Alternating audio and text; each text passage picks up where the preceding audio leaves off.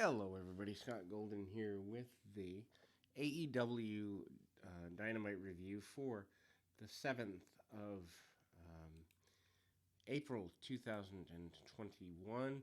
Uh, actually, back on track to be a pretty good show this evening. Um, Better than what I found.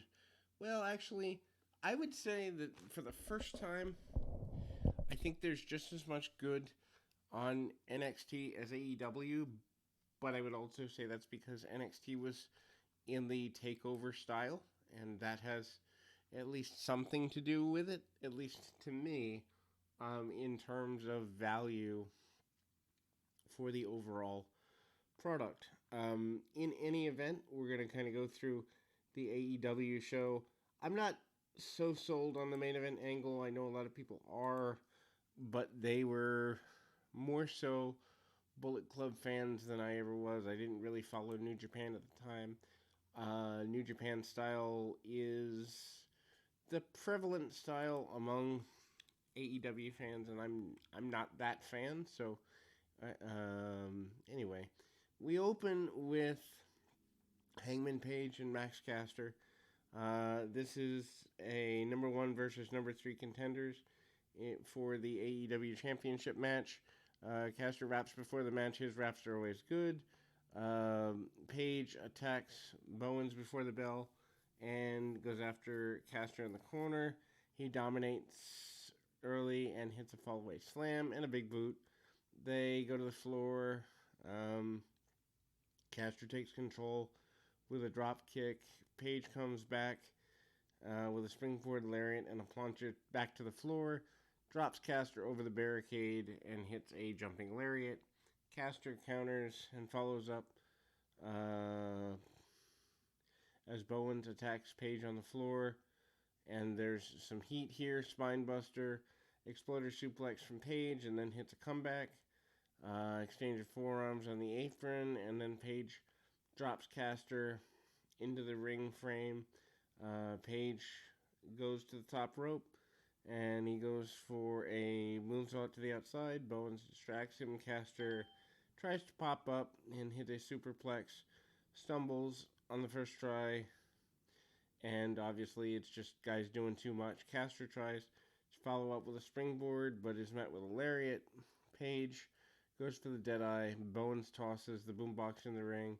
The official catches this. Caster's tossed a change. Caster takes the chain and nails Page with it. And there's a near fall. Follow up. Tries to follow up with the mic drop elbow. Page rolls out of the way. Bowens tries to stop the buckshot lariat. Does not do so in the process. Page gets rid of him and hits the lariat for the win. I would have been fine with either guy winning this, and although they obviously were doing way too much, that's just the style of the day. In the end, I completely support um, this match. It was good elevation for Caster. I think Page should be the one to defeat Omega sooner rather than later, and this is good if that's where they're going. Shivani brings out Death Triangle for an interview. He announced Pac and Phoenix will get a title shot at the Bucks next week. Best friends Orange Cassidy and Chris Statlander come back. Cassidy brings us back to the fact that they feuded early last year. Death Triangle makes this is no big deal. He said he knew why the best friends were out there. He thinks they want a shot at the next tag team champions, which is implying that, in fact, they would be champions as of next week. Trent said they're a team with more wins than anyone in the company, and they're only out to give Death Triangle a heads up that the boys are back in town. This was fine. I like Trent. I like Statlander. I like Cassidy. Chuck Taylor could go make donuts at Dunkin' Donuts for all I care. If I never saw him again, I wouldn't care. But as far as the story, harkening back to before the pandemic, this was well done. Video of Mike Tyson and the coach of the Jacksonville Jaguars talking played here. Jericho and the Inner Circle come out to speak. He says that the Inner Circle is back in black. The Pinnacle beatdown taught them a lot and gave them a wake-up call. He apologizes for the issues there. Decisions were a result of MJF, who he kept calling his jerk and the opposite of on friend MJF. Think about it. Trying to keep family friendly. Anyway, Jericho said he's not that smart, but he's smart about wrestling business. He brings up MJF and keeps putting him down, but also raises him up in the promo. He says he didn't expect him to outsmart him, but MJF is trying to grow up too fast. He says he's not as good as he thinks he is. Jericho calls MJF a mark. Uh, he'll never be better than Jericho, and he knows it. Jericho then insulted the individual members of the Pinnacle in some good comedy work and called them the Pineapple at one point and says they're going to do a blood and guts match, aka a War Games match, on May 5th. I think this is too soon. We're not past the pandemic yet. But they didn't ask me. Christian Cage is interviewed by Dasha. He said last week was the culmination of years of trying to get back to it. And he loved the match against Kazarian. Taz interrupts and talks about their history together, offers Christian a spot in Team Taz. Taz is about to respond, or Christian's about to respond, but he asked him to sleep on it. That could actually be good because I'd like to see what Taz does with a main guy in his stable. That could be interesting, actually. Also, the idea of Christian and Ricky Starks when Starks breaks away intrigues me as well. Before the match, there's a goofy Godzilla vs. Kong video package. Jurassic Express footage is in the middle of this. They build it as a Godzilla vs. Kong match. Not a fan of this. Jurassic Express, Jungle Boy, and Luchasaurus defeat Bear Country, Bear Bronson, and Bear Boulder. Number 2 and 4 ranked tag teams, respectively. Jurassic Express basically are in control early. Jungle Boy lands a bunch of suicide dives on Boulder. Bear Country catches him on the third. Luchasaurus takes him out with a dive of his own. Boulder sets up a power bomb on Jungle Boy, but Luchasaurus breaks it up. But anyway, Boulder power bombs Jungle Boy into oblivion, and we go to commercial. Bear Country isolates Jungle Boy through the break. Bunch of tags. Jungle Boy gets away from a double team, reaches Luchasaurus hot tag. Luchasaurus goes nuts on everyone, beats down Bear Country. A bunch of big moves, German suplexes and a lariat in the middle. Not a fan of using the lariat when Hangman Page already uses it as finish. Goes to top rope, cuts off by Boulder, who hits a superplex. We've already seen one of those too. I just wish they were mapping these matches out better. Jungle Boy is down, breaks up the pinfall, hits a springboard DDT on Bronson. Luchasaurus tries to slam the other member, but pinfall's broken up. Bronson hits a driver on Jungle Boy. Bear Country hits a double team. Corning Cannonball and Luchasaurus near fall. Set up the splash. Jurassic Express cut him off with a boot. Jurassic Express sends Boulder to the floor. Luchasaurus hits a chokeslam and a moonsault to get his team the win. This was better than I expected. I don't think Bear Country is ready to be on Dynamite, but Luchasaurus and Jungle Boy carried them to something that was above average. QT Marshall video plays. He's got his new group. He said that he was left dead in the water even before it started. Unlike Cody, who knew he'd never be a superstar, he worried about other people's success, and he puts over the members of the new group. Anthony Ogogo spoke for the first time. He says he punches people for fun. Nick Camamaro throws paint on the Nightmare Family wall. The group appears to be called The Factory. Too many groups. This is getting stupid. Sting's brought out by Tony Schiavone. and interrupted by Jake Roberts. Roberts points out this happens every week. Archer comes out, demands that the world, in front of the world at Sting, specifically pay attention to him. This is his time. Sting takes the microphone and said he agrees with Archer. He told Roberts to help Archer channel his energy into being a main event talent before demanding Archer make that happen for himself. Team Taz video plays. Ricky Starks says he wants to hear from Brian Cage. Taz told him to stop insisting on things and instigating. Says they need to be smart since they have an offer going out to Christian Cage right now. This is pretty okay. TNT title match was really good. Darby Allin with Sting defeated JD Drake with Ryan Nemeth and Cesar Bononi. I wish that Nemeth and Bononi weren't out there. This is a real star-making opportunity for Drake. They should sign Drake. Drake's a really talented guy, and I've been saying that since he showed up here, but I'm also on other podcasts and things. I've said this all the way back several years. Due to his PWX work, if you're not a highspots.com member for their video streaming service, best $10 you can spend if you like indie wrestling. Drake drops, and by the way, they did not sponsor me to say that. Anyhow, Drake drops Allin with a hard chop right away, sends him to the floor. Allin misses drop kick, but hits a dive of his own. Tries to follow up with a dive. Nemeth distracts him, allows Drake to shrug off the dive. Sting chases the other heels away. Drake continues his beatdown on the champion for several minutes. Back from the break, Drake rebounds Allin off the ropes and levels him with a forearm. Allin avoids cannonball on the floor. Drake goes crashing into the barricade. Allin takes Drake and Bononi out with a top rope dive to the floor. Too many dives, but that's just never going to stop. Drake pushes Allin off the top, attacks him, and sends him to the Tree of Woe. Finally hits Cannonball and a Vader Bomb, leading to a good near fall. Allin out of the way with a moonsault and goes to the top, cuts off Drake yet again. The two land a bunch of strikes on each other. Allin hits an Avalanche Code Red and a Coffin Drop for the win. Really good standout match for Drake, and as I said, he needs to be signed. I wish they'd get him away from Bononi. Bononi is dead weight.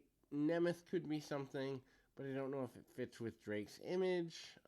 Post-match, Butcher and Blade attack Allin along with Matt Hardy and Private Party. Buddy wanted them to put Allin through the announce table. Sting and Dark Order cut them off. Ty Conti attacks Bunny, and they set up the singles match. Video package opens recapping storylines leading to tonight's six-person match between Kenny Omega and the Good Brothers against Jon Moxley and the Young Bucks. Jericho interviews by Alex Marvez. Marvez just needs to go anywhere but here. He's immediately attacked by the Pinnacle. They bring him to the ring, beat him down. MJF is choking Jericho with the scarf. FTR kills him with a spike pile driver. Camera cuts backstage. The inner circle's locked in the dressing room, and they're trying to break down the door. Mike Tyson runs out and nails Sean Spears with a bunch of strikes. Tyson removes his shirt and proves that he's just a beast, especially for his age. Inner Circle finally makes it out. Tyson stands tall with Jericho, and they basically bury their hatchet. I'm not sure that that's how I would have used Mike Tyson, but it should get some SportsCenter and other like-minded play. Dr. Britt Baker and Rebel are interviewed by Shivani. Baker demands a title match, but Shivani brings up she's only ranked number 4. Baker says that win-loss matches don't matter because she's a draw. She says she'll keep racking up wins to get a shot. Ty Conti with the Dark Order defeats the Bunny with the Hardy Family Office. I hate that name. Hikaru Shida is at ringside for the match for some random reason that's never fully explained. Bunny attacks early on. Conti comes back with some suplexes and kicks.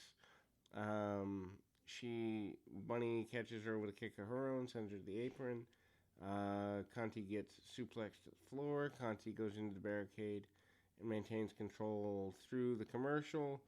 Conti's making comeback as Dynamite comes back from commercial.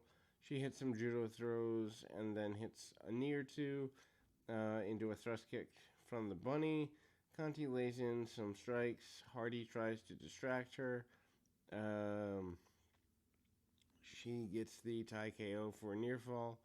Bunny follows her to the floor. Too much brawling on the floor, by the way. And Shida takes a cheap shot before hitting Conti with a kendo stick. Shida pops up and takes the kendo stick from Bunny, allowing Conti to hit a suplex and the DDT for the win. Not really a fan. Next week's Dynamite lineup, Darby Allin versus Matt Hardy. Falls count anywhere. No need for the gimmicks. AEW Tag Team Championship, Bucks versus Pac and Phoenix. Anthony Ogogo makes his debut. Jade Cargill and Red Velvet. Jericho with Sammy Guevara defeats or goes after Dax Harwood with Cash Wheeler, with Mike Tyson as the referee. All other Inner Circle and Pinnacle members are barred from ringside. Then we go to the main event. Moves. I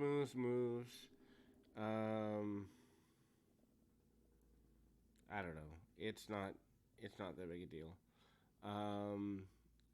Back and forth, basic stuff. Don Callis is on commentary. Let's see. So Matt and Omega face off to start the match. Matt insisted on tagging in his brother. Omega downs Nick with a shoulder tackle. Nick comes back with Lorana. Omega goes to Anderson, and Nick maintains advantage, gets rid of Anderson and Omega. Moxley helps sends Gallows to the floor. Moxley and the Bucks hit some dives again. Dives in every match means dives mean nothing. During the commercial break, Omega and the Good Brothers take control, forcing Matt into the wrong corner, beat him down for a while. Regular tags, Matt reaches Moxley, hot tag, and Moxley goes nuts, hits a bunch of lariats on Anderson, and then hits a German suplex. A bunch more Germans followed for Moxley on everybody, and then Anderson counters Sleeper, dropping to the floor. Gallows gives Moxley a boot. Moxley comes back with a neckbreaker. Nick comes back in. Nick lays kicks into Anderson, fights off both the Good Brothers, and hits a dive stomp on Gallows and a backstabber on Anderson.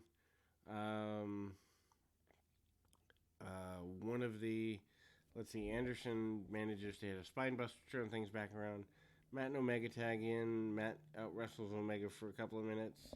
Hits him with a DDT. Omega was basically rolling. Matt couldn't bring himself to super kick him. Omega repeatedly slaps him. Matt snaps with a takedown, lays in some ground and pound, which doesn't look that great when we know what MMA looks like. And then there's a bunch of moves. A series of Snapdragon suplex by Omega on Matt, and then Moxley prevents Omega from hitting a major move and hits a lariat before Matt stuffs Omega with a pile driver for a near fall. Young Bucks hit more bang for your buck. Anderson comes in to break it up. Nick escapes, dives and takes out the Good Brothers on the floor. Matt wouldn't keep up the attack on Omega. They set up the BTE trigger. Matt wouldn't hit him with it. Moxley comes in, demands they fight. Moxley tags himself in, hits Paradigm Shift on Omega, and follows up with a second of the same move. He locks on a rear naked choke, sets up a Gotch pile driver, but the Bucks super kick him, preventing him from getting the win.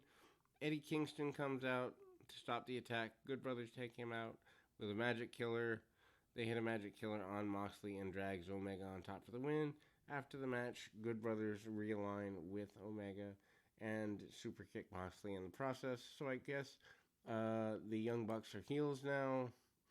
Not that anyone cares. I hate the fact that they felt the need to put themselves on the major show against Takeover, but hey, when you're the guys that put together the Money Markness to run the promotion, I guess you think you can do that. Anyway, we'll be back with the NXT review in just 2 shakes of a lamb's tail.